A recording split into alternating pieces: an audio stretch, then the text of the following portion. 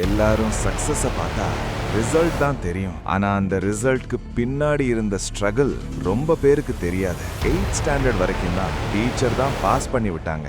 அதுக்கப்புறம் அவர் ஸ்கூலை விட்டு வெளியே வந்துட்டார். ஒரு ஆர்டினரி ஸ்கூல் பாய இன்னைக்கு லேக்ஸ் ஆஃப் பீப்புளை இன்ஸ்பயர் பண்ற ஒரு சக்சஸ் மேனா மாத்திடுச்சு. இது ஒரு ஸ்டோரி இல்ல, இது ஒரு லெசன். இது விகேடி பாலனோட ரியல் ஜேர்னி.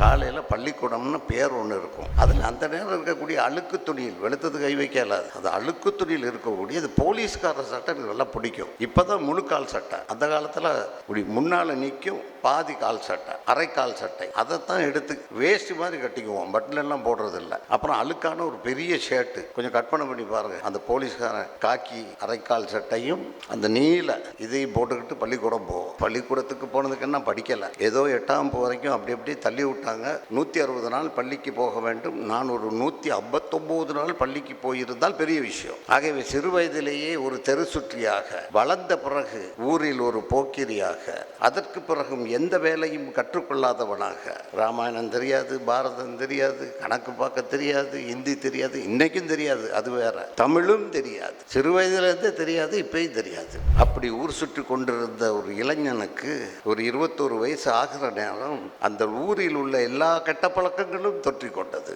ஊரில் என்னை யாரும் மதிக்க மாட்டார்கள். என் தாய் தந்தையர்கள் பாவம் 10 பைசா 5 பைசா கூட செலவு பண்ண மாட்டாங்க. முடிச்சு போட்டு பாதுகாப்பாங்க. காசு கையில் வந்துட்டா செலவு பண்ண மாட்டாங்க. அது அவங்க பழக்கம். அதை திருடி கொண்டு போய் கிருஷ்ணா தியேட்டரில் சினிமா பார்ப்பது தான் எனது லட்சியம். அப்படித்தான் வாழ்ந்தேன். ஒரு மோசமான இளைஞன் யார் என்று நீங்கள் அடையாளம் காட்ட விரும்பினால் என்னையே காட்டுங்கள். அதற்கு நானே சகல விதத்திலும் பொருத்தமானவன். அந்த வகையில் எனக்கு வேலை இல்லை, யாரும் வேலை கொடுக்க தயாராக இல்லை, பழகுவதற்கு உறவினர்கள் தயாராக இல்லை, தெருவில் நடந்தால் மரியாதை இல்லை, விரக்தி வேதனை எல்லாம் வரும். எதுவுமே இல்லைன்னா எல்லாம் வரும். எனக்கும் வந்துச்சு.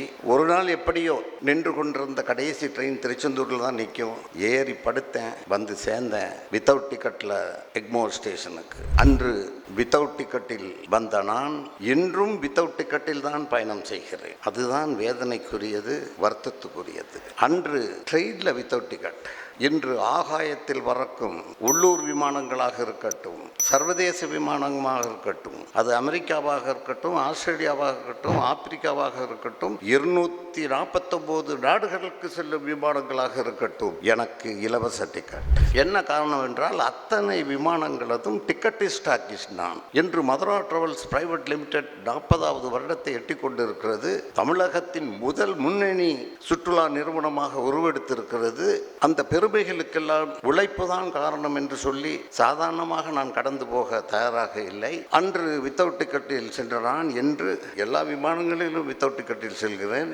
அன்று என் தாய் தந்த அந்த கஞ்சி சாப்பாட்டை உயிராக கொண்டு உண்டு வந்த நான் இன்று உலகின் எந்த 5 நட்சத்திர ஹோட்டலுக்கு சென்றாலும் அந்த ஹோட்டலில் நான் அவர்களது விருந்தாளி. எனக்கு காசு கிடையாது. என்ன காரணம் என்றால் அத்தனை நட்சத்திர ஹோட்டல்களது புக்கிங் ரிசர்வேஷன் கம்பெனியாக எங்கள் கம்பெனி இங்கே இருந்து கொண்டிருக்கிறது. அதற்கு அடுத்தபடியாக வெளிநாடுகளில் 99,000 வங்கிகளில் பணம் கொடுத்தால் 7 நிமிடங்களில் எங்கள் நிறுவனத்தின் கவுண்டரில் எத்தனை கோடி ரூபாக இருந்தாலும் பெற்றுக்கொள்ளலாம். இதையெல்லாம் ஏன் வரிசையாக சொல்கிறேன் என்றால், ஒரு குப்பை காகிதத்திலேயே இவ்வளோ பண்ண முடியும்னா மற்றவங்களால எவ்வளோ பண்ண முடியும்? அதுதான் இந்த பார்வை. சென்னையில் இருக்கக்கூடிய மிகப்பெரிய கல்லூரிகள் SIT, Ethiraj, Stella Maris, Chennai Madras university, Christian college, இன்னும் குயின்ஸ் மேரிஸ் காலேஜ், இங்கே எல்லாம் சுற்றுலா பாடத்தை பட்டப்படிப்பாக கொண்டு வருவதற்கு காரணமாக இருந்தவன் நான் தான் என்பதில் எனக்கு ஒரு வரலாற்று பெருமை உண்டு. அந்த மாணவ மாணவிகளை கற்றும் காலத்திலேயே அவர்களை எடுத்து அவர்களுக்கு பயிற்சி கொடுத்து, இன்டர்ன்ஷிப் கொடுத்து, ட்ரைனிங் கொடுத்து, இன்று பல விமான நிறுவனங்கள், கன்சுலேட் ஜெனரல் வெளிநாட்டுகளில் தொழில் செய்கிறார்கள் அந்த மாணவர்கள்.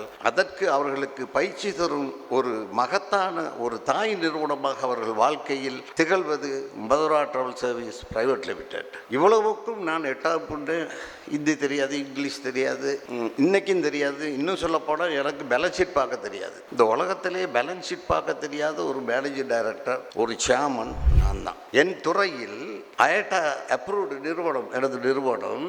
உலகிலேயே அயட்டா அப்ரூவ்டு நிறுவனம் என்றால் அந்த சேர்மன் எப்படி இருப்பார்கள் என்றால் கோட் சூட், டை, நுனி நாக்கில் ஆங்கிலம் பேசுவார்கள், ஷூ போட்டிருப்பாங்க, பாலிஷ். இந்த உலகிலேயே அயட்டா அப்ரூவ்ட் ஏஜென்சியாக இருக்கக்கூடிய ஒரு ஏஜென்சியின் ஒரு சேர்மன் எம்டி கதர் வேஷ்டியோடும் கதர் ஷர்ட்டோடும் துண்டோடும் ரப்பர் செருப்போடும் சந்திர குங்குமத்தோடு இருக்கும் ஒரே ஒருவன் நான் தான். நான் ஒரு கிழிந்த குப்பை பேப்பர். அடித்த காற்றுல அப்படியே அலைஞ்சிக்கிட்டே இருக்கேன், இன்னும் அலைஞ்சிக்கிட்டே இருக்கேன். ஒரு காற்று அடித்தா காரில் போயிட்டு ஒட்டிக்கும், இன்னொரு காற்று அடித்தா குப்பை தொட்டியில் ஒட்டிக்கும், இன்னொரு காற்று அடித்தா விளக்கு தூண்டில் ஒட்டிக்கும், இன்னொரு காற்று அடித்தா கோபுரத்தில் கூட ஒட்டிக்கும். கோபுரத்தை நோக்கி சிலர் கையெடுத்து கும்பிடுவார்கள். அந்த குப்பை பேப்பர் நினச்சிடக்கூடாது என்ன பார்த்து தான் கும்பிடுறாங்கன்னா, அது கோபுரத்துக்கு கிடைத்த பெருமை, ஒட்டி கொண்டதுனால அந்த பேப்பருக்கும் ஒரு பெருமை. இந்த மாதிரி பிசினஸ் டிப்ஸை உடனடியாக தெரிஞ்சுக்கணுமா? அப்போ டக்குன்னு ரிச்னஸ் கிரியேட்டர் பேஜை சப்ஸ்கிரைப் பண்ணி மறக்காம பெல் ஐக்கானை கிளிக் பண்ணிருங்க.